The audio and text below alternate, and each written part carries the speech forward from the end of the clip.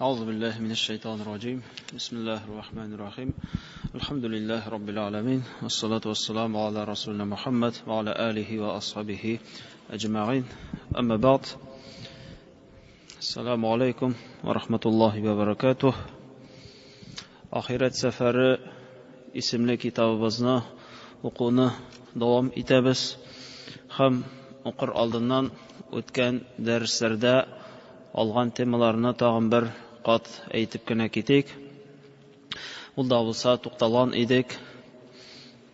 Яхшы билге булып тора үлгән вакытта, әгәр дә кешенең маңгае тиреләсә дидек. Һәм шулай ук үлем ул һәрбер мөселман өчен дә каффарат булып тора дидек. Кеше үлгән вакытта ул уялырга мөмкин дидек, һәм дә үзенең кылган гынахлары сәбәпле уялып, Аллаһы Тааладан уяла, һәм шул уялу сәбәпле аңа тир бәреп чыга, шул сәбәпле Аллаһ аның гынахларын гафу итә дигән идек. Һәм дә әйтеп киттек, кафир кешенең кинәт кенә үлеп китүе, ул аны Аллаһның ачуы белән тотуы, чөнки Аллаһы Таала аңа тәүбә кылу мөмкинчелеген бирмәде. Чөнки әгәр дә ул кешегә, ул кафир кешегә әгәр дә авыртуын чирен бирсә, ул тәүбә кыла алыр иде, вакыты булыр иде, ләкин әгәр дә Аллаһы Таала аны кисәк кенә тотып алды икән, димәк ул Аллаһы Тааланың аны ачуы белән тотуын аңлата дидек. Шуннан соң алып киттек, Аллаһ хакында яхшы уй фикердә булуны. Пәйгамбәрбез әйтте, берегез дә Аллаһ хакында яхшы уйда булмаган халәттә үлә күрмәгез.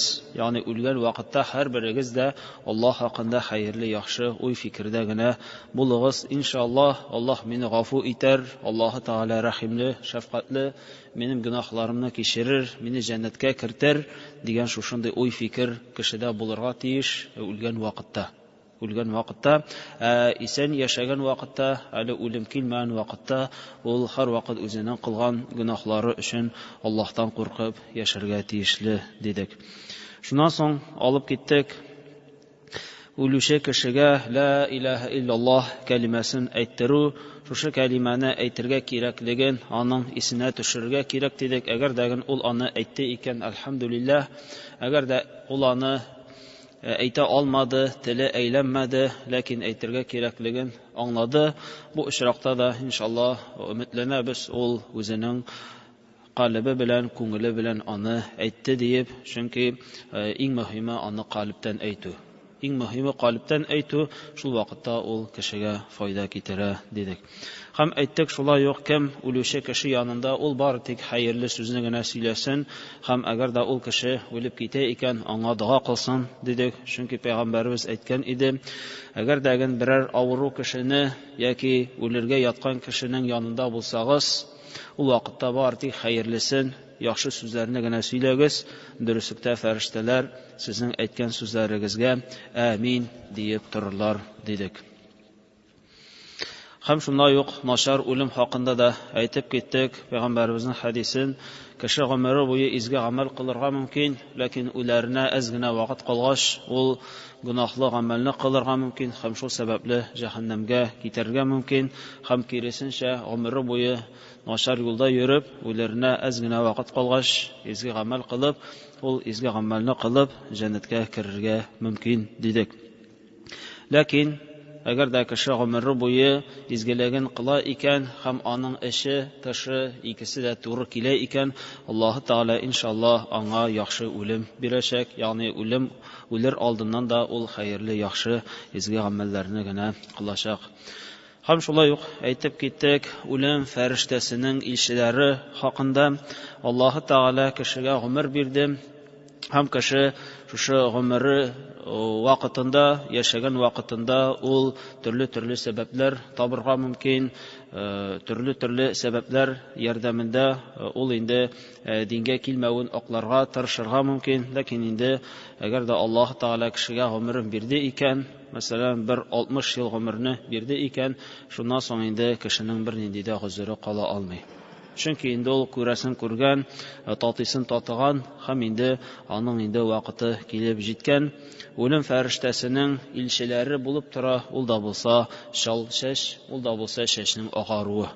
Ул да булса чәчнең агаруы, әгәр дә чәчебез агара башлады икән, ул вакытта инде ул безгә бер билге булып тора.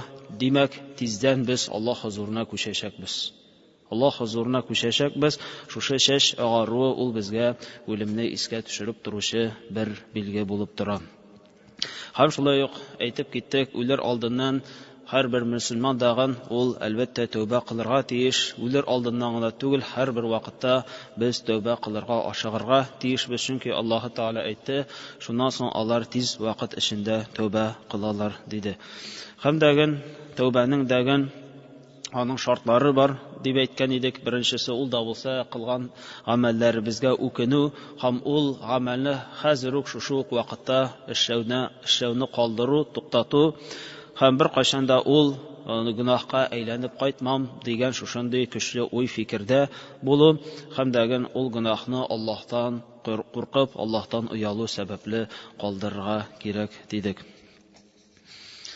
Һәм шулай ук шушы тәүбә кылу буенча Аллаһ Таала да әйтте: "Ва инни лагаффарун лиман таба ва амана ва гамила салихан сумма ихтада."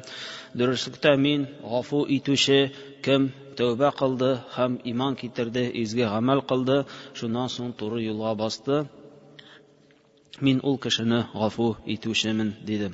Шулай ук Пәйгамбәребездән дә бер хадис килә, Абу Хурайрадан, бер кеше ул 100 кешене үтерде һәм шуннан соң ул бер галим янына барып сорады, миңа тәүбә кылу хәзер бармы дип. Ягъни бу кыссаны барыбыз да беләбез, бу бик мәшһүр кысса. 99 кешене үтерә бер кеше һәм дәген шуннан соң ул бер кеше янына бара һәм дә сорый, менә мин 99 кешенең җанын алдым, хәзер инде мин тәүбә итә аламмы, Аллаһ мине гафу итәме дигәч, ул кеше аңа: "Ничек инде сине Аллаһ гафу итсен? Син шуны хәтле күп гөнаһлар кылгансың, Аллаһ моны гафу итә алмый" дигәч, ул инде аны да үтереп йөзне тутыра дидек. Йөзне тутыра һәм шуннан соң инде ул башка бер галим кеше хакында сорашып, белешеп, аның янына бара һәм дәген аңа әйтә: "Мин 100 кешене үтердем, мин тәүбә итә аламмы, Аллаһ мине гафу итәрме" дигәч, ул галим аңа нәрсә диде? Ул галим әйтте: "Нәрсә соң сине тәүбәдән тыеп тора? Нәрсә соң сине тәүбәдән тыеп тора? Син диде, шушындый җиргә бар, ул җирлектә изге, хәерле кешеләр генә яшиләр, син дә алар белән бергә хәерле, изге гамәлләрне кыл. Алар белән гыйбадәтләрне кыл, үзеңнең яшәгән җирлегеңгә әйләнеп кайтма, ул җирлегең синең начар җирлек" диде. Һәм шушы хадистән аңлашылганча, Аллаһ Таала һәрбер гөнаһларны гафу итүче икәнлеген аңлыйбыз. Һәрбер гөнаһны Аллаһ Таала гафу итә, булсын кичкенә, булсын зур гөнаһ булсын, әгәр дә кеше ихлас күңеленнән, чын күңеленнән тәүбә кыла икән, Аллаһтан гафу сорый икән, әлбәттә Аллаһ Таала ул кешене кичерә, ул кешене гафу итә. Иннал абда иза атарафа бизамбихи сумма таба ила Аллаһи таба Аллаһу алейхи. Шулай ук шушы хадис китерелә. Дөреслектә, әгәр дәген кул үзенең кылган гөнаһларын аңласа, аны кире какмаса, әйе шушы гөнаһны, шушы кимчелекне кылдым дип аңласа, шуннан соң ул тәүбә кыла икән, Аллаһ Таала аны тәүбә кылыр диде. Бу Бухари һәм Муслим җитакларында килә. Шулай ук Пәйгамбәребезнең башка хадисенә дә тукталыйк. Ул әйтте, Абу Хурайрадан килә: "Кала Расулуллаһ саллаллаһу алейхи ва саллям: "Ас-салаватул хамс вал җумъату иля al-җумъа ва рамадан иля рамадан мукаффиратун ма байнахунна иза җтунибатил кабаир." Абу Хурайрадан китерелә, ул әйтте, Аллаһның илчесе әйтте: 5 вакыт намаз арасында кылынган гөнаһлар һәм бер җомгадан икенче җомга арасына кылынган гөнаһлар, бер Рамазаннан икенче Рамазан айына хәтле кылынган гөнаһлар, барчасы да гафу кылыныр, әгәр дәген ул зур гөнаһлардан сакланса. Әгәр дәген ул зур гөнаһлардан сакланса диде. Шушы хадистән аңларга була 5 вакыт намаз. Кем 5 вакыт намазны тырышып укый, аның бөтен булган хакларын биреп укый, шушы 5 вакыт намаз арасында кылынган кечкенә гөнаһларны Аллаһ Таала гафу итеп килә. Һәм шулай ук бер җомгадан икенче җомгага хәлле кылынган гөнаһларны да Аллаһ Таала гафу итеп килә. Һәм бер Рамазаннан икенче Рамазанга хәтле кылынган, ягъни бер ел эчендә кылынган гөнаһларны да Аллаһ Таала гафу итеп килә.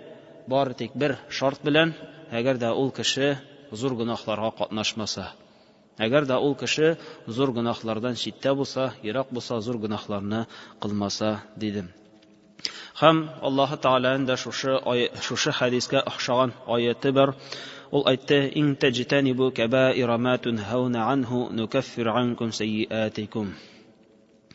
Әгәр дәген сез без тыйган зур олы гөнаһлардан саклансагыз, алардан ерак торсагыз, ул вакытта кылган кимчелекләрегезне гафу итәрмен, диде Аллаһ Таала. Әгәр дәген сез зур гөнаһлардан саклансагыз, ул вакытта кечкенә гөнаһларыгызны гафу итеп торырмын, диде Аллаһ Таала. Шуңа күрә бу Аллаһ Тааланың бер рәхмәте. Әгәр дә кеше хәтта тәүбә кылмаса дагы, Аллаһ Таала аның гөнаһларын гафу итәргә мөмкин, әгәр дәген ул зур гөнаһлардан сакланса. دلت هذه الآية والحديث الذي قبلها على أن الذنوب كبائر وصغائر. Ham şuшы hadis буенча, ягъни 5 вакыт намаз җомгадан җомгага, Рамазаннан Рамазанга дигән хадис буенча, һәм Аллаһ Тааланың аяты буенча шулны аңлый алабыз: гөнаһлар ике төргә бүленгәнен. Ике төргә бүленә, бар гөнаһлар, зур булган гөнаһлар бар, һәм гөнаһларның кечкенәләре бар. والكبائر هي الذنوب التي ورد الوعيد على مرتكبها باللعن أو الغضب أو النار في القرآن أو السنة. Зур гөнаһлар, алар шушындый гөнаһлар, кайсы гөнаһларга бик каты куркыту килде. Коръан Кәримдә яки Пәйгамбәребезнең сөннәтендә. Шушы гамәлне кылудан кисәтеп китергән Пәйгамбәребезнең хадисләре яки кисәтеп китерелгән аятлар шушы зур гөнаһларны аңлата. Яки кайсы гамәл өчен Аллаһ Таала кешене ләгънәт кыла, менә ул да зур гөнаһлардан булып санала. Яки кайсы гамәле өчен Аллаһ Таала кешегә ачулы була, менә ул дагы шушы зур гөнаһларның билгесе булып тора.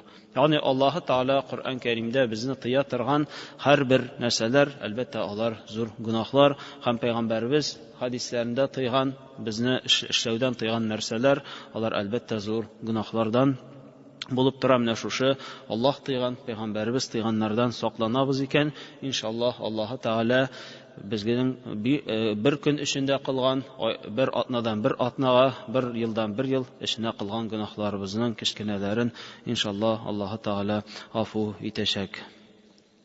Һәм бүген инде шулай ук башлап җибәрик, ул да булса яңа теманы: لا تخرج روح العبد حتى يبشر ويسعد بها.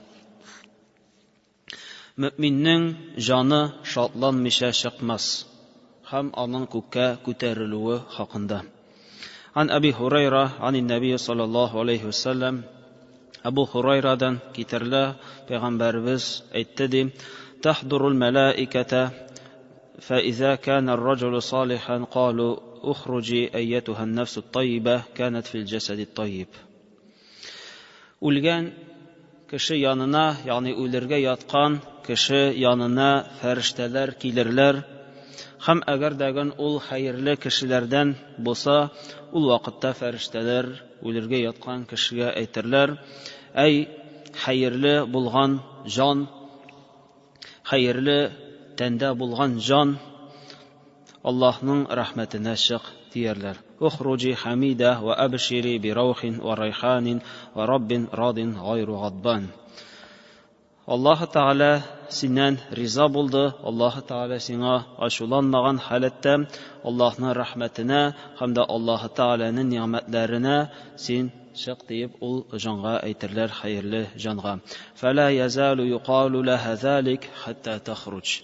Һәм җаны чыкканчы фәрештәләр ул кешегә шулай дип әйтеп торырлар: әй хәерле тәндә булган, әй хәерле җан, Аллаһның рәхмәтенә, Аллаһы Тәгаләнең ниъмәтенә чык. Аллаһы Тәгалә синнән разый, ул сиңа ачуланмады, әй хәерле җан, әйдә чык диеп, алар инде шушы җан чыкканчы фәрештәләр изге кешегә, хәерле кешегә шушы сүзләрен әйтеп торырлар. ثم يعرج بها إلى السماء. Шуннан соң җаны чыкканнан соң аны күккә алып китәрләр, күккә алып меңәрләр. فيقال من هذا. Шуннан соң күк әһелләрендә булучылар, ягъни күктәге фәрештәләр сорарлар, кем бу диярләр. فيقولون فلان بن فلان. Шуннан соң җаннарын алып килгән фәрештәләр әйтерләр, бу фулан кеше, фулан кеше. Ягъни әтисенең һәм инде үзенең исемнәрен әйтерләр, бу фулан кеше дип әйтерләр. فيقال مرحبا بالنفس الطيبة كانت في الجسد الطيب. Ул вакытта күктә булган фәрештәләр әйтерләр, рәхим ит, әй хәерле тәндә булган хәерле җан. Удхули хамида ва абшири би раухин ва райхан ва раббин радин гайру гадбан. Макталган халәттә шушы күкләргә мен диярләр һәм Раббыңның рәхмәте белән сөендерил, шатландырыл, Раббыңның ниъмәтләре белән, рәхмәтләре белән шатландырыл һәм дә Раббың синнән разый, ул сиңа һич тә ачулы түгел диярләр. فلا يزال يقال لها ذلك حتى تنتهي إلى السماء التي فيها الله تعالى. Аңа шушылай әйтелеп торылыр, ягъни җанын алгандагы шикелле аңа күктә булган фәрештәләр әйтеп торырлар, әй хәерле җан, Раббың синнән разый, Раббың сиңа ачулы түгел дип, Аллаһның рәхмәтенә, мәрхәмәтенә, ниъмәтләренә кер дип, ул җанга һәр вакыт әйтеп торырлар, хәтта ул җан шушы күккә хәтлек җиткәнче, ягъни Аллаһы Тәгалә була торган күккә хәтлек җиткәнче аңа шулай әйтеп торырлар. فإذا كان الرجل السوء قال أخرجي أيتها النفس الخبيثة كانت في الجسد الخبيث. Бу изге кеше хакында булды. Әгәр дәген кеше хәерсез кеше икән, ул вакытта аның да янына фәрештәләр килерләр һәм дә әйтерләр, әй хәерсез тәндә булган хәерсез җан, ухруҗи замиматан ва абшири би җахимин ва гассақин ва ахар мин шаклихи азваҗ. Түбәнсетелгән халәттә һәм кайнап торучы су, ягъни җахим, ул кыямәттә кайнап тора торган суга атала җахим дип, кайнап торучы суга һәм дә гассақ дип Аллаһ Тәгалә әйтте. Ул да булса шушы җәһәннәмдә янган кешеләрдән чыга торган эреннәр, үлекләр һәм дә шуңа охшаган газаплар, ягъни фәрештәләр әйтерләр, әй хәерсез тәндә булган хәерсез җан, түбәнсетелгән халәттә тәнеңнән аер, тәненнән чык һәм дә шундый нәрсәләр белән шатлан, ул да булса җәһәннәмдәге кайнап торучы су, андагы эреннәр, үлекләр һәм шуңа охшаган газаплар белән шатлан дип аңа фәрештәләр әйтерләр. فلا يزال يقال لها ذلك حتى تخرج. Хәтта җаны чыкканчы аңа шушы хәерсез, начар сүзләрне әйтерләр, аны шушы җәһәннәм газабы белән куркытырлар. ثم يعرج بها إلى السماء. Шуннан соң аны дагын күккә алып китәрләр. فيستفتح لها فيقال لا مرحبا بالنفس الخبيثة كانت في الجسد الخبيث. Шуннан соң фәрештәләр күктәге булган фәрештәләрдән күкне ачырга сорарлар, күккә менәргә дип сорарлар. Ләкин аларга әйтелер, сиңа диде рәхим шәфкать булмас, әй начар тәндә булган начар җан, ирҗиги замиматан фа иннаха ла туфтаху лака абвабус сама. Син түбәнсетелгән халәттә кире кайт, синең өчен күк ишекләре ачылмас диярләр. Фатурсалу минас сама thumma тасиру илал кабр. Шуннан соң ул күктән читләштерелер һәм дә кабергә әйләнеп кайтыр. Ягъни бу бик озын булган хадис. Монда пәйгамбәрбез шушы хадистә чагыштыра мөмин кеше белән Аллаһка ышанмаган, хәерсез булган кешенең жан бирүен, жан тәслим кылу вакытларын Пәйгамбәрбез чагыштыра. Хәерле кешегә җанын алган вакытта ук фәрештәләр килеп: "Әй хәерле тәндә булган, әй хәерле жан, әйдә Раббыңның рәхмәтенә, Раббыңның нигъмәтләренә, әйдә чык, җәннәт нигъмәтләренә чык" дип, аны алырлар җанын, һәм дәген инде күккә алып менәрләр. Хәтта Аллаһ Тәгалә янында булган күккә хәтлек шушы җанны алып менәрләр. Һәм шулай ук күктә булган фәрештәләр дәген шушы җанны һәр вакытта да мактап торырлар. Ләкин әгәр дәген җан хәерсез икән, хәерсез кешенең җаны икән, аны чыкканда ук җәһәннәм газабы белән фәрештәләр куркытырлар. Шушы халәттә аның җанын алырлар. Һәм җанын алганнан соң күккә менәрләр, ләкин күктә ишекләрне фәрештәләр ачмаслар. Күк ишекләрен фәрештәләр ачмаслар, мондый хәерсез җанны кабул итә алмыйбыз дияләр, һәм дәген ул җан кире каберенә кайтарылыр диделәр. Ман ахабба лиқа Аллаһи ахабба Аллаһу лиқаъах. Шулай ук башка Пәйгамбәрбезнең бер хадисе килә, ул да булса Убадат ибн Самиттан килә. Пәйгамбәрбез әйтте: "Кем Аллаһ белән очрашуны яратты, Аллаһ та аның белән очрашуны яратыр. Ва ман кариха лиқа Аллаһи кариха Аллаһу лиқаъах." Кем Аллаһ белән очрашуны яратмас, Аллаһ та аның белән очрашуны яратмас диде. Ягъни кем Аллаһ белән очрашырга тели, Аллаһ та аның белән очрашырга тели. Кем Аллаһ белән очрашуны яратмый, Аллаһ та аның белән очрашуны яратмый. فقالت عائشة أو بعض أزواجه. Айша яки Пәйгамбәрбезнең башка хатыннары шушы Пәйгамбәрбезнең әйткән сүзләрен ишеткәннән соң сорадылар: "Инна ланакрахул маут." Дөреслектә без барыбыз да үлемне яратмыйбыз. Дөреслектә безнең беребез дә үлемне яратмый. Ягъни бер кеше дәгән ул үлемне яратмый.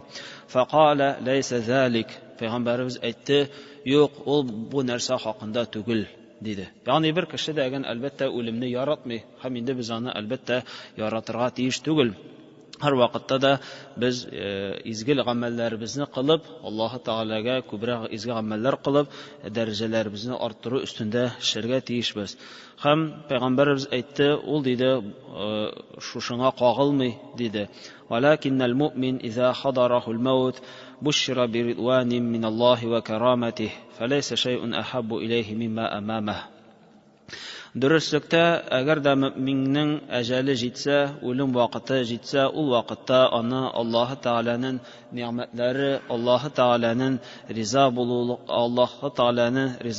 белән аны шатландырырлар, һәм аның өчен иң хәерле булган нәрсә әлбәттә ул Аллаһ белән очрашу булыр, һәм шул сәбәптән Аллаһ та аның белән очрашуны яратыр диде. "Ва иннал кафир иза хадарахул маут бушира би'азабиллаһи ва уқубатиhi, фалайса шай'ун акраху илейхи мимма амамаху, факариха лиқа Аллаһи ва кариха Аллаһу лиқаъах." Ләкин кафир кеше ул җаны чыккан вакытта, үлем вакытында Аллаһ Тәгаләнең газабы белән шатландырылыр, сөендерелер, һәм ул бер дәген теләмәс, үзенең җанын биреп, Аллаһ Тәгаләгә шушындый халәттә килеп басуын ул бер дә теләмәс, шушы газапларны күрергә бер дә теләмәс, һәм шул сәбәптән Аллаһ белән очрашуны ул бер дә теләмәс, һәм Аллаһ Тәгалә шул сәбәпле аның белән дә очрашуны теләмәс диде. Ягъни бу инде шушы хадискә әз генә шәрх булып тора. Шулай ук башка хадис килә: "Ахбарана Убайд Абдуллаһ бин Саид قال حدثنا معاذ بن هشام قال حدثني أبي عن قتادة عن قسامة بن زهير عن أبي هريرة." Ягъни бик күп иттереп кемнән килгәнлеген китерелә, һәм ахыр чиктә ул Абу Хурайрадан китерелде. "Анна набия саллаллаһу алейхи ва саллям قال." Аллаһ Тәгаләнең илчесе әйтте ди: "Иза худирал муъмину ататху малаикатур рахма бихариратин байда." Бу да шушы әле генә алган хадискә охшаган хадис, ләкин бу хадистә аз генә аермалыклар бар, аз генә үстәмә мәгълүматлар бар. Ул да булса Пәйгамбәрбез әйтте: "Әгәр дәген мөмин кешенең үлем вакыты килеп җитсә, аның янына рәхмәт фәрештәләре килерләр. Һәм фәрештәләрдә ак ифәк булыр. فَيَقُولُونَ أُخْرُجِي رَاضِيَةً مَرْضِيَّةً عَنْكِ إِلَى رَوْحِ اللَّهِ. Һәм фәрештәләр әйтерләр, разый булган халәттә һәм Аллаһ та синнән разый булган халәттә Аллаһның ниъмәтләренә, Аллаһ Тәгаләнең рәхмәтләренә чык, Раббың сиңа ачулы түгел диярләр. فَتَخْرُجُ كَأَطْيَبِ رِيحِ الْمِسْكِ. Һәм шуннан соң ул җан иң хәерле, иң яхшы хуш исле миск шикелле шушындый халәттә чыгар. Хәтта аннаху ла юнавилуху баъдухум баъда. Һәм җаны чыкканнан соң фәрештәләр аны бер-берсенә күчереп күккә алып менерләр. Ягъни бер фәрештә күпмедер аны алып бара һәм шуннан соң башка фәрештәләр аны шулай тертеп чиратлашып хөрмәт йөзеннән ул кешенең җанын әлбәттә күккә алып менерләр. Хәтта ятуна биһи бабас-сама фаякулун ма атьябу һадиһи ар-рих аллати җаәткум минал ард. Хәтта алар күкләрнең ишекләре янына килерләр һәм дәгән анда булган фәрештәләр әйтерләр, нинди хәерле ис килә шушы җаннан, нинди хәерле җан бу дип әйтерләр. فَيَأْتُونَ بِهِ أَرْوَاحَ الْمُؤْمِنِينَ فَلَهُمْ أَشَدُّ فَرَحًا بِهِ مِنْ أَحَدِكُمْ بِغَائِبِهِ. Шуннан соң, ягъни бу кешенең җанын алып менделәр күк йөзенә, фәрештәләр сорадылар шушы сорауларны, нинди хәерле кеше, нинди хәерле җан бу дип. Шуннан соң шушы кешенең җаны янына башка үлгән мөэминнәрнең җаннарын алып килерләр. Ягъни элегрәк үлгән, аңа хәтлек үлгән мөэмин мөселманнарның, хәерле кешеләрнең җаннарын шушы яңа җан янына алып килерләр. فَلَهُمْ أَشَدُّ فَرَحًا بِهِ مِنْ أَحَدِكُمْ بِغَائِبِهِ. Һәм аның килүе белән, шушы яңа җанның килүе сәбәпле элек үлгән кешеләрнең җаннары бик каты шатланырлар. Ничек иттереп кеше шатлана, әгәр дәгән югалткан кешесе кире әйләнеп кайтса. Кем, мәсәлән, кешесен югалтты һәм югалтканнан соң күпмедер вакытлар үткәннән соң шушы югалган кеше әйләнеп кайтса, ничек иттереп кеше шатлана, нәкъ шушы халәттә шикелле бик каты иттереп элек үлгән мөэминнәрнең җаннары даган шушы яңа гына килгән җанны күреп бик каты шатланырлар. فَيَسْأَلُونَهُ مَاذَا فَعَلَ فُلَانٌ مَاذَا فَعَلَ فُلَانٌ.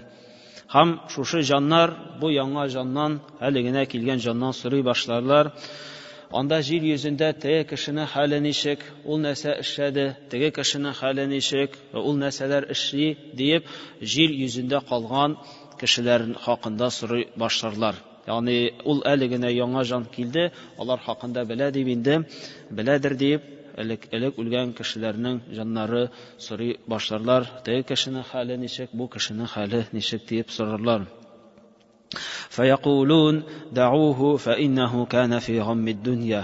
Шуннан соң кайберләре әйтерләр, ул әле генә килгән җанны калдырыгыз тынычлыкта, ул әле генә дөнья мәшәкатьләреннән арынып килде, әз генә ял итсен, аңа моны хәтле күп сорауларны бирмәгез диярләр. فَإِذَا قَالَ أَمَا أَتَاكُمْ. Шуннан соң ул әле генә килгән җан җавап бирә башлар, ул кеше үлде бит. Сез сораган кеше ул бит үлде. Миңа хәтлек ул үлде бит. Ул сезнең яныгызга килмәдемени дип сорар. Ягъни ул миңа хәтлек үлгән иде, элегрәк үлгән иде, миңа хәтлек, сез аны күрмәдегезмени, ул да күккә менмәдемени дип ул гаҗәпләнеп сорар. Ул гаҗәпләнеп шушы яңа җан элекеге җаннардан сорар. Ама атакум қалу ذُهِبَ بِهِ إِلَى أُمِّهِ الْهَاوِيَةِ. Шуннан соң аңлашылыр һәм дәгән элекеге җаннар аңларлар, ягъни күк йөзенә менә бары тик хәерле булган җаннар гына. Хәерле, изге булган җаннар гына алар күк йөзенә менәрләр. Хәерсез булган җаннарга оқыдык хадисне, ишекне ачуны сорарлар күк ишекләрен, ләкин аларга ишек ачылмас. Шуннан соң ул гаҗәпләнеп сорар, ул сезнең яныгызга килмәдемени дияр. Шуннан соң инде әйтерләр: "Калу зухиба бихи иля уммихил хавия", ул безнең янга килмәде, димәк инде ул анасы Хавия янына киткәндер дип. Әл-Хавия ул да булса җәһәннәмдәге чокыр, җәһәннәмнең бер исеме, ул да булса Әл-Хавия. Һәм галимнәр әйттеләр, ни өчен ул шулай дип атала? Ул чокыр бик тирән. Ул чокыр бик тирән һәм ул чокырның башыннан ахырына хәтлек төшү өчен бик күп вакыт китә. Шуны хәтлек биек булган чокыр, ул инде шушы җәһәннәмгә китте дип аңа әйтерләр. وإن الكافر إذا احتضر أتته ملائكة العذاب. Yani bu da bulsa şuşu izgi kişinin hakkında buldu. Yani izgi kişi öleyken ferişteler ifak bilen onun canın kefinlep alıp minerler kuka hem de indi şuşu ferişteler kuklarını aşırlar, maktarlar hem de onun yanına başka ölgen canlarını kitirirler. Başka canlar indi yer yüzünde kalan kişiler hakkında soraşırlar. Ol kişi nişik yaşı bu kişi nişik halatda deyip sorarlar. Hem de indi ulaytır ul bitinde öldü sizin yana kilmedi meni diyer. Sizin yana kilmedi meni deyip ol indi şulay deyip aytır. Hem indi eğer de onun yanına kilmegeç, onlar yanına minmegeç demek indi onun orunu cehennem ikenligi şuşu hadisten anlaşıla. Yani bu hadisten tağın şul nerseni anlarga bula dedi alimler şuşu hadiske anlatma birdiler. Hem de ayttılar Үлгән кешеләр, алар тере кешеләрнең халәтләрен белмәсләр. Ягъни җир йөзендә яшәгән исән булган кешеләр хакында үлгән кешеләр белмәсләр дип шушы хадис буенча алар дәлил китерделәр.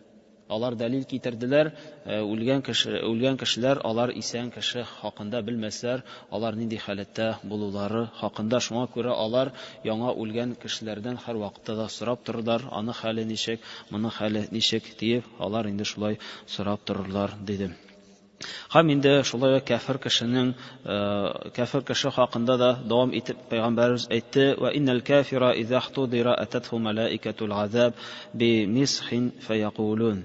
Шуннан соң әгәр дәгән кафирның үлү өчен вакыты җитсә, аңа газап фәрештәләре килерләр, бик каты тупас тукыма алып килерләр.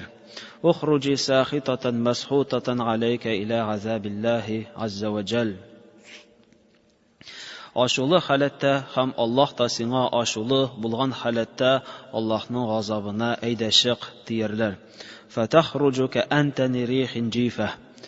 Һәм ул үләксә исе шикелле шушындый сасы ис белән чыгар. "Хатта ятуна бихи бабал ард."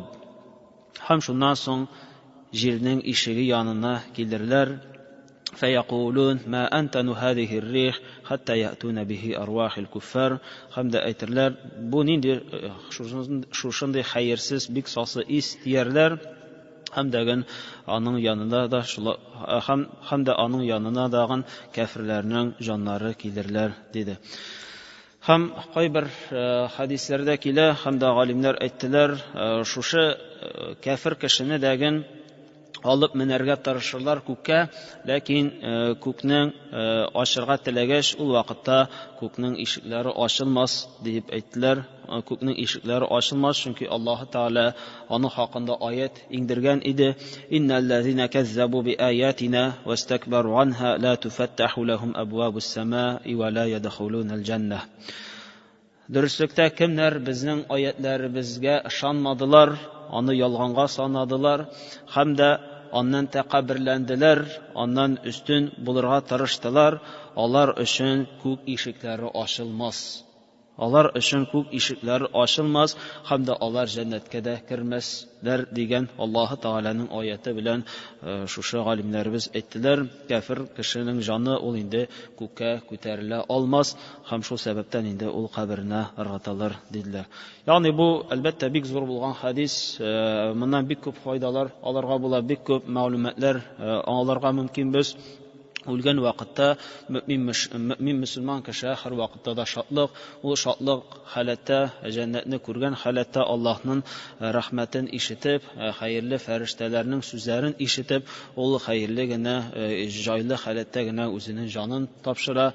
Кафир кешенең киресенчә һәм дәген Шулай ук ул үлгәннән соң инде күк йөзенә менә һәм дә анда үлгән җаннар белән күрешә һәм дә аларның сорауларына шулай ук җавап бирәчәк. Ягъни Аллаһ Таала мөмин мөселманнарны тере вакытларында да һәрвакыт шатландырып, сөендереп тора һәм үлгәннән соң да Аллаһ Таала аларны һәрвакытта да рәхмәтеннән аермый. Ягъни шушы хадис белән бүгенгә тукталып торыйк һәм инде киләсе дәрескә шулай ук дәвам итеп китәрбез. Башка темаларны сөйләгәннәр буенча Аллаһ Таала гамәлләребезне кылып, яшәүләребезне насыйп әйләсен, изге гамәлләр кылып, изгелектә Аллаһ хузурына күчеп, җәннәт әһелләреннән булуларыбызны һәрберебезгә дә насыйп әйләсен. Субханакаллаһумма бихамдик, ашһаду ан ла илаха илля анта, астагфирука ва атубу илейк.